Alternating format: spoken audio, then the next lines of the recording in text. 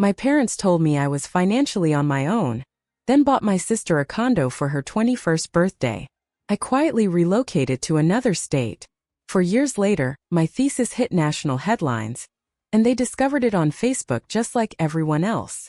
I never imagined I'd ever be sitting down to tell this story, but after everything that went down, I feel like I have to let it spill out.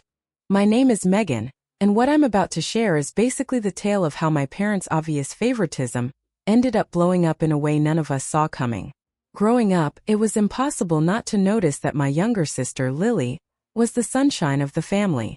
She was born when I was 3, and from the moment she showed up, it was pretty clear she could glide through life without ever really being blamed for anything. Lily had this lively, magnetic way about her. The kind of personality that made people fall for her instantly. I was the quieter kid, more into books and homework, and apparently that made me less deserving of attention. And the favoritism wasn't the sort of thing you had to squint to see. When Lily wanted dance classes, art lessons, or pricey summer programs, my parents somehow managed to come up with the cash. But when I asked for something as simple as a better calculator for my advanced math class, I was stuck with the cheap old one we already owned. On her 16th birthday, Lily got a shiny new Honda Civic with a big bow on it, like she lived inside a TV commercial. Meanwhile, I got driving lessons and was expected to beam with gratitude, but I kept telling myself it was fine. I was the smart one, the dependable one. I kept a perfect GPA all through high school, earned a pile of scholarships, and got accepted into a top university's biomedical engineering program with partial funding. My parents acted proud in a distant sort of way, but their praise always felt flimsy compared to the way they lit up when Lily scored a soccer goal or snagged a tiny role in some school play. My real moment of clarity hit during my senior year. I was stressing over college costs because even with my scholarship, I needed help paying for housing, books, and all the other basics. It was a tough program, and working full-time wasn't realistic if I wanted to keep my grades where they were. One night after dinner, I sat both my parents down in the living room. Dad was in his recliner, flipping through the newspaper, and Mom was folding laundry with some cooking show humming behind her. I told them I needed to talk about college expenses, my stomach twisting the whole time. Dad glanced up with the irritated look he always gave when real-life responsibilities interrupted his evening. "Megan, we've gone over this," Mom said without even lifting her eyes from the towel she was folding. "You got scholarships because you're smart, you can figure something out." I tried to explain that my scholarship only covered about 60% of tuition, and that room and board and lab fees made everything more expensive. Dad cut me off and said I'd have to take out loans and work more hours at the grocery store. "You're 18, Megan. Time to stand on your own 2 feet. The words hit hard, on your own financially, and something cold settled inside me, but I didn't argue. I went to my room and spent the rest of the night filling out loan applications and doing the kind of math that made my head hurt. It wasn't pretty, but I made it work like I always did. College turned out to be tougher than I expected. Not academically, but emotionally and financially. I worked 25 hours a week at the campus bookstore, took out heavy loans, and lived on ramen and peanut butter sandwiches. My roommate, Rachel, would invite me out to eat or go to the movies, but I usually had to tell her no. Her family sent gifts and spending money. Mine didn't even ask if I needed groceries. I called home every Sunday, usually talking to Mom while Dad watched football in the background. Lily was thriving in high school. She joined drama, made varsity cheer, and was dating a boy named Ethan that Dad actually seemed to like. When I mentioned making the dean's list or getting picked for a research program or landing an internship at a biotech company, all I got was a quick "that's nice, honey," before Mom rushed to tell me about Lily's standing ovation in her latest school performance. By junior year, I started calling home less. Something in me shifted without me even realizing how big the change really was. I got accepted into an elite research opportunity with Dr. Alvarez to work on biodegradable medical implants, something that could genuinely shape my future. Only 3 undergrads in the entire country were chosen, and somehow I was one of them. When I called home to share the news, actually excited for the first time in months, Mom's reaction was lukewarm at best. "Sounds like a lot of work, Megan. Sure you're not overloading yourself?" I tried to explain how huge it was and how it could lead to graduate school or maybe even early Ph.D.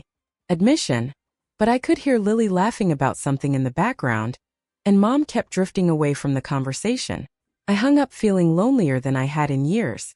That was the moment I finally stopped trying. I stopped trying to earn a place in their world. I stopped calling every week. Instead, I threw myself into research in my classes, surrounding myself with people who genuinely valued what I brought to the table. Dr. Alvarez became a mentor I actually trusted, and my research partners, Tom and Sarah, turned into real friends. For the first time I could remember, I actually felt like I belonged somewhere. I was so wrapped up in my work that I almost didn't notice the family group text that flipped everything upside down.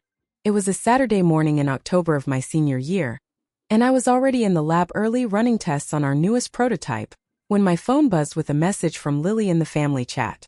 Guys, I seriously couldn't wrap my head around it at first. Then the photos started rolling in.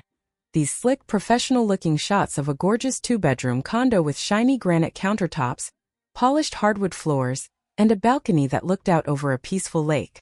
Everything inside was brand new too.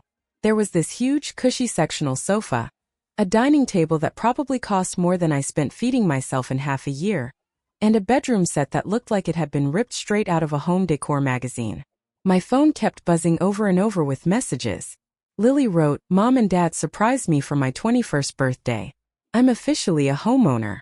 Mom chimed in, "Our baby girl deserves the best." Dad added, "Hope you love it, sweetheart. You've earned it, Lily." And Lily was sending crying emojis and thank yous like her life depended on it. I sat there in the quiet lab, the only sounds being the steady hum of equipment and the faint rhythm of my own breathing, just staring at the screen. A condo. They had bought Lily a whole condo for her 21st birthday. I kept scrolling through the flood of cheers, heart emojis, and pictures of Lily standing at the front door with a giant bow stuck on it. These were the same parents who once told me I was on my own financially, and now here they were dropping what had to be more than my entire college education on a place for my little sister. I sat frozen for a solid 20 minutes just looking at those messages. Nobody asked where I was or why I hadn't said anything. In a group chat celebrating something huge, my silence didn't even register. And that's the moment something inside me snapped. Not snapped like breaking apart. Snapped like realizing you've been trying to force the wrong key into a lock for years. I was finished. I didn't reply. I didn't call Lily to congratulate her or ask my parents how they had magically found money for a condo when they couldn't spare a dime for my textbooks. I simply shut off my phone and went back to running tests. That weekend, I made a series of choices that I knew would shape the rest of my life. First, I set up a meeting with Dr. Alvarez to talk about graduate school options, real programs, top-tier ones, especially ones far from home, preferably with full funding and research that matched the direction my work in biomaterials was heading. Second, I started the process of updating my legal name and official records, so that whatever I achieved in the future wouldn't be easy for my family to latch onto whenever it suited them. I had no intention of giving them that opportunity. Third, I began keeping extremely detailed notes about every part of my research, and something deep down told me this would matter. Dr. Alvarez was incredibly supportive when I explained what I wanted, though I kept the family drama to a minimum and focused on my academic goals. "Megan, your work on the biodegradable cardiac stents has been outstanding," she told me as we talked in her office, which was lined with awards and photos from conferences across the world. "I've been in touch with colleagues at several top programs, Stanford, MIT, Johns Hopkins, and they're all interested in students with your qualifications." I told her I needed something fully funded and preferably on either coast, somewhere that would let me start over in every sense. She nodded like she understood that feeling better than most. "I have the perfect fit," she said, pulling out a folder. "Dr. Alvarez at Stanford is launching a new research initiative on next-generation medical implants. It's a 5-year PhD program with full funding, health coverage, and a generous stipend, and the work lines up directly with what you've been doing." My heart was pounding. Stanford. Fully funded. A chance to work with a leader in my field. "What do I need to do?" I asked. "Your grades and research record already speak for you," she said. "I'll write your recommendation letter. The main thing is that you'd have to commit to the full program and relocate." Relocate. The word felt like a breath of fresh air. I applied that same week and was accepted a month later, full fellowship, research assistantship, and a stipend that actually allowed me to live like a normal human being while earning my PhD. For the first time in what felt like forever, I felt truly seen. The hardest part was making the choice not to tell my family. I wanted to so badly. Part of me wanted to call and share the news, to hear pride in their voices, to feel like theirs again. But every time I picked up the phone, I pictured those condo photos, Lily's excitement, and my parents' effortless generosity toward their favorite kid. So instead, I kept my head down and finished senior year quietly. I graduated summa cum laude with highest honors, but I didn't invite them. I told them it was just a small departmental ceremony, nothing worth traveling for. They didn't push it. The truth was, the ceremony was beautiful. Dear Alvarez gave this inspiring speech about the future of biomedical engineering, and I was recognized for the work I'd done in the lab. My research partners Tom and Sarah were there, along with professors who had supported me along the way. It felt complete without the weight of family drama. 2 weeks after graduation, I packed everything I owned into my beat-up Honda and drove straight to California. I left a note for my roommate Rachel, forwarded my mail, and changed my emergency contacts to list my undergrad advisor, Dr. Morgan, instead of my parents. I didn't tell my family I was moving until I was already gone. The text I sent was short. Started a PhD program at Stanford. New number below. New address attached. I'll be tied up with research for the next few years. The responses came fast, exactly the way I figured they would. Mom, Stanford? Why didn't you tell us you were applying? We would have helped you move. Dad, congratulations, honey. That's a huge step. Call us once you get settled. Lily. OMG, Megan, that's incredible. California is amazing. I didn't reply. I was done pretending to be the forever grateful daughter. Stanford turned out to be everything I'd hoped for and more. Dr. Alvarez's lab was cutting edge in every sense. And the other grad students were some of the most brilliant, hardworking people I'd ever met. The sheer amount of resources available for research honestly blew me away. For the first time in my life, I felt like I was surrounded by people who were just as obsessed with discovery and innovation as I was. My work centered around creating smart biomaterials that could adapt to the changing conditions inside the human body. It was complicated, demanding work that kept me in the lab for long hours, but I loved every second of it. Dear Alvarez was an incredible mentor, someone who'd built her entire career on pushing boundaries in biomedical materials, and she constantly encouraged me to think beyond whatever seemed like the obvious answer. I also appreciated the physical and emotional distance from my family. My parents called once in a while, usually on holidays or my birthday, and the conversations were always polite and shallow. They'd ask how my research was going and I'd give short updates. Then they'd fill me in on whatever new thing Lily was up to. By then she'd earned a communications degree, landed a job at a marketing firm back home, and gotten engaged to her longtime boyfriend, Ethan. During one call, Mom casually said, "You'll be Lily's maid of honor, of course." I told her I'd have to see whether I could take time away from the lab, even though I already knew I had no intention of participating in her wedding. I was knee-deep in my dissertation by that point, and the idea of going home to pretend we were some picture-perfect family made my skin crawl. I sent a nice registry gift, and a polite card explaining that academic commitments wouldn't allow me to travel. Lily sent back a thank you note that practically dripped guilt, but it didn't faze me. They'd made their choices years earlier when they handed her a condo and told me I was on my own. Time passed quickly. I published papers, gave talks at conferences, and slowly built a name for myself. My dissertation project was going far better than anyone expected. I was developing a biodegradable cardiac stent that not only supported healing, but actually encouraged tissue regeneration before dissolving safely inside the body. Early tests suggested it could transform heart surgery and save thousands of lives. Dr. Carter was thrilled. "Megan, this work is groundbreaking," she told me one afternoon. "We should be aiming for a top-tier journal, maybe Nature or Science." I was deep into my 4th year when everything shifted. I'd been wrestling with one of the hardest parts of the project, controlling the dissolution rate of the stent so it matched how heart tissue heals. It required inventing a brand new polymer matrix, and the chemistry behind it was incredibly tricky. Then one Tuesday morning at 2 a.m., alone in the lab running what felt like my 1000th experiment, the breakthrough finally happened. The polymer behaved exactly the way I'd predicted. The dissolution rate was spot on, and the biocompatibility results were better than I dared to hope. I called Dr. Alvarez immediately, not caring that it was the middle of the night. "You did it," she said after I explained the results. "Megan, you actually did it. This is going to change everything." And she wasn't exaggerating. Within a matter of weeks, we confirmed that my smart stent design could cut recovery time by 30% and nearly eliminate complications caused by permanent implants. The medical device world caught wind almost instantly. The publication process moved as fast as academic publishing ever does.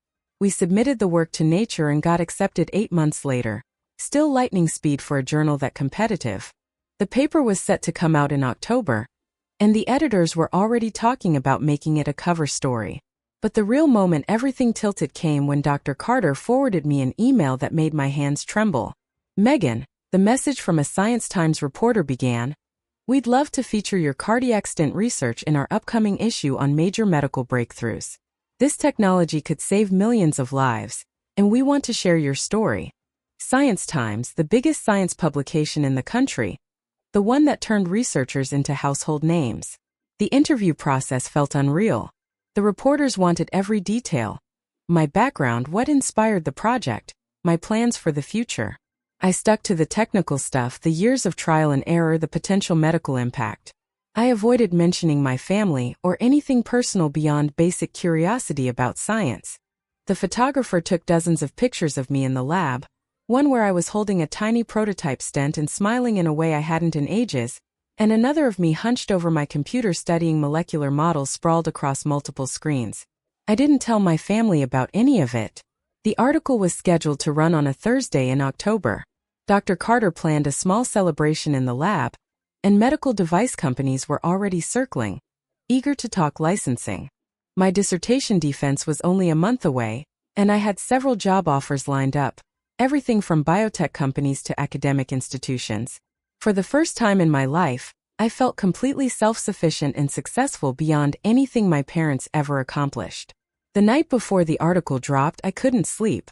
I kept refreshing my phone, watching the minutes crawl toward midnight Eastern Time. When the article finally went live, I read it 3 times. The headline was everything I hoped for. 23-year-old PhD student develops revolutionary heart stent that could save millions. The article explained the breakthrough in a way anyone could understand, included quotes from cardiologists praising the technology, and even highlighted the commercial possibilities in a small sidebar. There were photos of me in the lab where I looked confident and capable, but what really made me grin was the short author bio at the end. Megan Carter is a biomedical engineering PhD candidate at Stanford University. Her research centers on smart biomaterials for advanced medical use. She completed her undergraduate studies in Los Angeles and has published 4 peer-reviewed papers. Carter plans to launch a startup to bring her stent technology to market. Megan Carter. I had legally changed my name 2 years earlier, choosing Dr. Carter's last name to honor the mentor who believed in me when my own family couldn't be bothered. It also meant my parents wouldn't easily connect this rising researcher to the daughter they once told to fend for herself. The article exploded online almost instantly. By Friday morning, it had been shared hundreds of thousands of times across social media. Doctors were calling it a breakthrough that would reshape cardiac medicine. Investors were reaching out about funding opportunities. News networks wanted interviews. I was sitting at my lab bench trying to wrap my head around everything when my old phone, the one I kept but rarely checked, began buzzing nonstop. Text after text after text. "Mom. Megan. Is this really you? Call me this minute. Dad. Just saw the Science Times feature. We need to discuss this. Lily. Holy crap, Megan. Is this real? You're famous. Mom. Your father is contacting Stanford right now. Why didn't you tell us? Lily. Everyone is sharing this article. Mom's crying. Dad. Megan Elise. Call home immediately." I stared at the messages and felt absolutely nothing. No spark of anger. No feeling of triumph, no pang of guilt. Just a steady, peaceful awareness that they finally noticed me years too late. My new phone buzzed. It was Dr. Carter. "Megan, congratulations," she said, her voice warm and proud. "The article is everywhere. NPR wants to interview you this afternoon, and Good Morning America is asking about a live segment next week." "That's incredible," I said quietly, still glancing at the frantic texts from my family. "I'm ready for whatever comes next." "There's more," she added. "The patent office fast-tracked your filings. 3 major medical device companies are already competing for licensing rights. We're talking about real money, Megan, enough to fund your own research lab someday. I felt a genuine smile spread across my face. My own lab. The Carter Biomaterials Research Institute had a nice ring to it, and the thought alone sent a thrill through me. After I ended the call, I sat in the quiet lab and took in how far I'd come.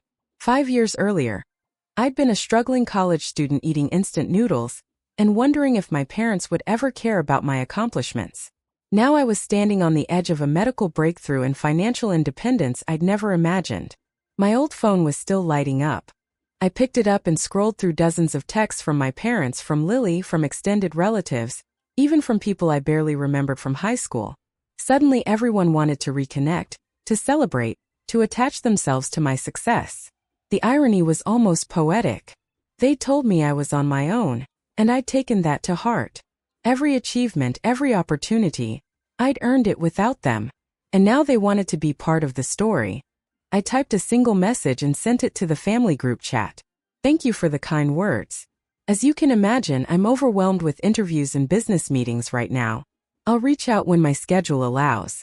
The reply was calm, professional, and gave them absolutely nothing. Responses poured in instantly, each one more desperate than the last. Mom, Megan, please call me. I don't understand why you changed your name. We're so proud of you. Dad, we read that you're starting a company. We'd love to discuss possible investment opportunities. Lily, Megan, I'm so sorry we drifted apart. I had no idea you were doing such incredible work. Can we talk? Mom, I've been telling everyone about my brilliant daughter. Mrs. Henderson next door saw the article and said she always knew you were special. I almost laughed at that one. Mrs. Henderson had watched me mow their lawn for spending money while Lily got handed cash for nothing. As the weeks went on, the attention only grew. I appeared on Good Morning America, NPR Science Friday, and several medical podcasts. The New York Times ran a follow-up piece about young innovators in biotech. Forbes added me to their 30 under 30 list in healthcare.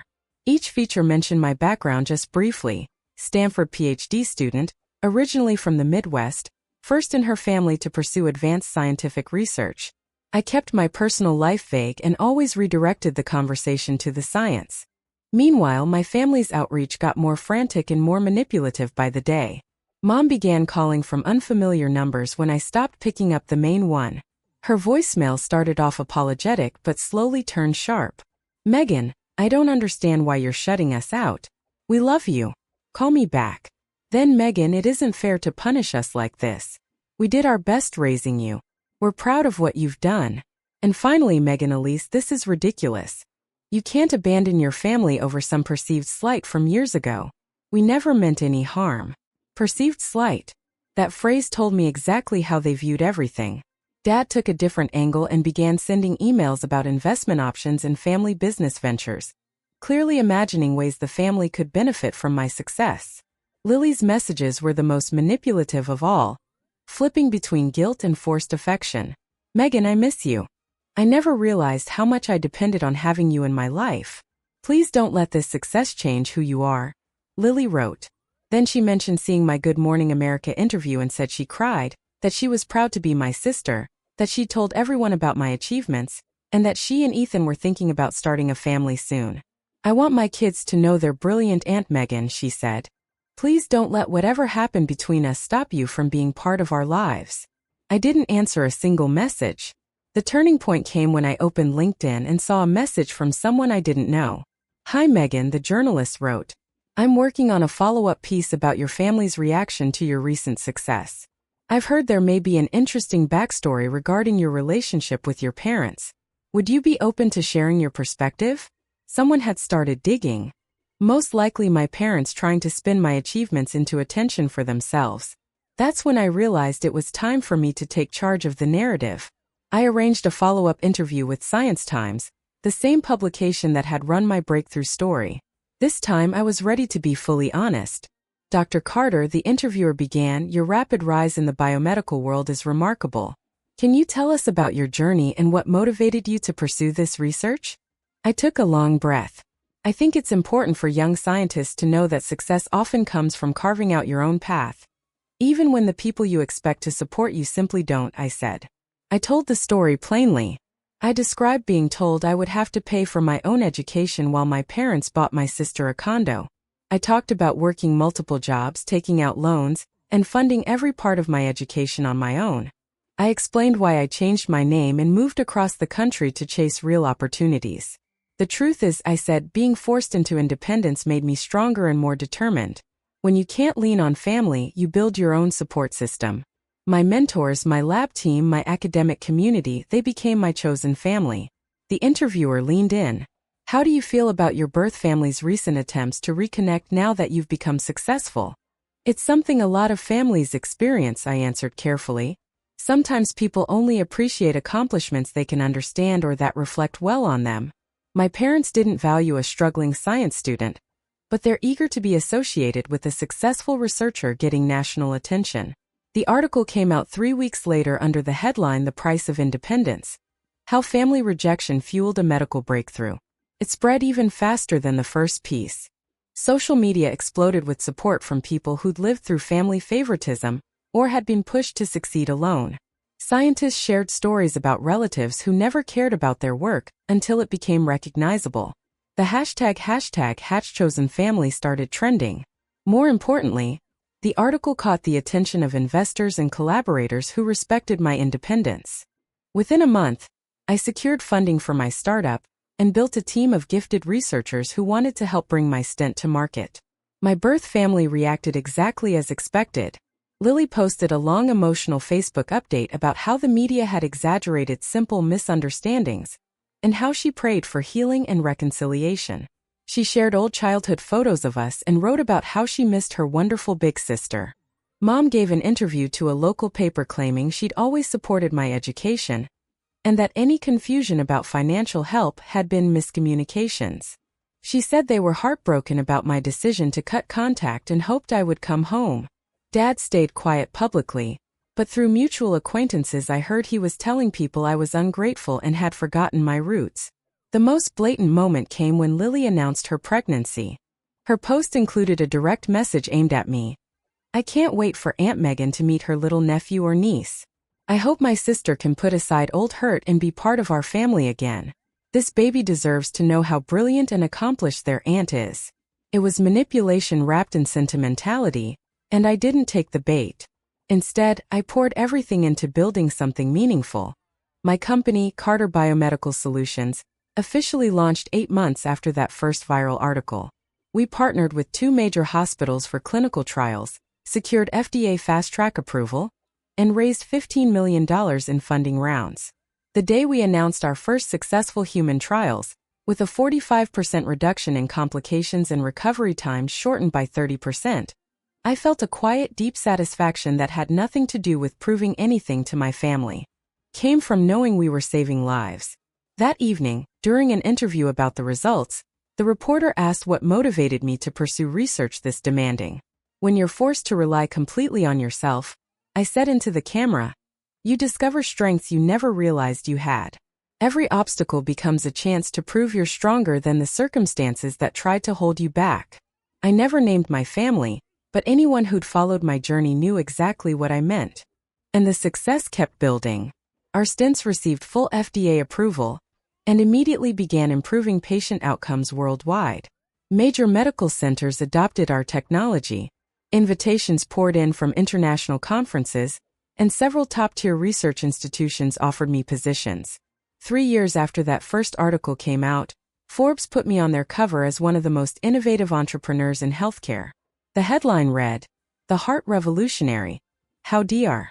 Megan Carter Built a Medical Empire from Nothing." The article laid out my journey from broke college kid to biomedical trailblazer, highlighting the independence and grit that carried me through. It mentioned my family only in passing, saying I'd overcome early challenges and built a support network within the scientific community instead. By then, my birth family had mostly stopped trying to reach out directly. Once in a while, Lily would post something online that was clearly designed to catch my eye, usually around the holidays or big family events. Mom would occasionally leave voicemails on my old number, her tone swinging from heartbroken to irritated and back again. But I wasn't listening anymore. I had a team of brilliant researchers pushing the boundaries of medical technology with me. I had financial stability beyond anything I'd imagined back when I was scraping by. I had respect, influence, and a sense of purpose. And more importantly, I had people around me, colleagues, mentors, friends who valued me for who I was, not for what I could do for them. The poetic justice moment came 4 years later. I was at a biomedical engineering conference in Chicago when I ran into someone I hadn't seen since high school, David Ramirez, a guy who used to be in several of my AP classes. He recognized me immediately from my media appearances and came over smiling. "Megan, I can't believe it's really you. I saw your Forbes cover. That's amazing what you've built." We talked for a few minutes about our careers. He was working as a research engineer at a pharmaceutical company, when he said something that made me pause. "I actually ran into your parents a few months back at the grocery store," he said. "They were talking to Mrs. Henderson and telling her all about their daughter, the famous scientist. Your mom even pulled out her phone and showed pictures from your magazine interviews." I lifted an eyebrow. "Really?" "Yeah," he said. "She kept going on about how proud they are and how they always knew you'd do something big. She said they were planning to visit you in California soon so they could tour your labs." I almost laughed. "That's interesting." David looked puzzled. "Wait, are they not actually visiting?" "David," I said gently, "I haven't spoken to my parents in more than 5 years. They have no idea where I live or work." His face shifted through a whole range of reactions before he finally said, "Oh wow. She sure acted like she was involved in everything." "I'm sure she did," I replied. "People love taking credit for things they had nothing to do with." That conversation confirmed everything I'd suspected. My family was happily basking in reflected glory, bragging about the daughter they never supported and conveniently leaving out the part where they'd told me I was on my own. Honestly, it felt like the perfect conclusion. They'd always wanted a daughter who would make them look good. And in the end, they got exactly that. The twist was that the daughter they bragged about wasn't really theirs anymore in any meaningful way. I was Dr. Megan Carter, founder, researcher, and innovator, who happened to share DNA with people who'd never believed in her potential. The last message I ever received from any of them was a Facebook message from Lily the previous Christmas. "Megan, I know you probably won't read this," she wrote, "but I want you to know I tell my son about his Aunt Megan all the time. I show him your magazine photos and tell him how smart and accomplished you are. I hope someday you'll meet him. He'd be lucky to know you. I love you and I'm sorry for whatever I did to lose you." I read it once and deleted it. The truth is, I don't feel angry. I don't feel hurt or abandoned or like I'm missing something. What I feel is grateful. My parents gave me the greatest gift of my life when they told me I was on my own financially. They pushed me to become independent, to build my own support network, to trust my own abilities. Without that rejection, I might have stayed close to home, settled for something smaller, and never pushed myself to change the world. Lily got a condo at 21. I got the fire that drove me to transform medicine. I'll take my deal any day. Today I'm 30. I run a company valued at over $75 million. Our devices have been used in more than 15,000 surgeries around the world. I own a beautiful home in Palo Alto, drive the car I always dreamed of, and travel internationally to speak at conferences. More importantly, I'm surrounded by people who chose to be in my life because they value me, not because they want something from me. My team feels like family. My collaborators across the globe are friends I genuinely care about. And Dr. Carter, Linda as I call her now, is like the mother I never had, someone who believed in me even before I believed in myself. Sometimes I wonder if my birth family ever looks at my life and regrets the choices they made. I wonder if they realize their rejection wasn't just missing out on supporting me. It was missing out on being part of something meaningful and transformative. But honestly, most days I don't think about them at all. I'm too busy shaping the future. Update. A lot of people have asked if I plan to reconcile with my family. The answer is no, and here's why. Reconciliation requires owning your actions and actually changing. What I've seen instead is public performance, emotional manipulation, and attempts to profit from success they never supported. Real family isn't about shared blood. It's about showing up, believing in each other, and standing together when it matters. My chosen family has done that. My birth family only cared about the highlight reel. I'm exactly where I'm meant to be, surrounded by the people who actually belong in my life. Sometimes the best revenge isn't blowing up bridges in dramatic fashion. It's building something so extraordinary that the people who underestimated you end up irrelevant to your joy. They told me I was on my own financially. They were right. That independence became the foundation for everything I've accomplished. And I wouldn't change a single thing.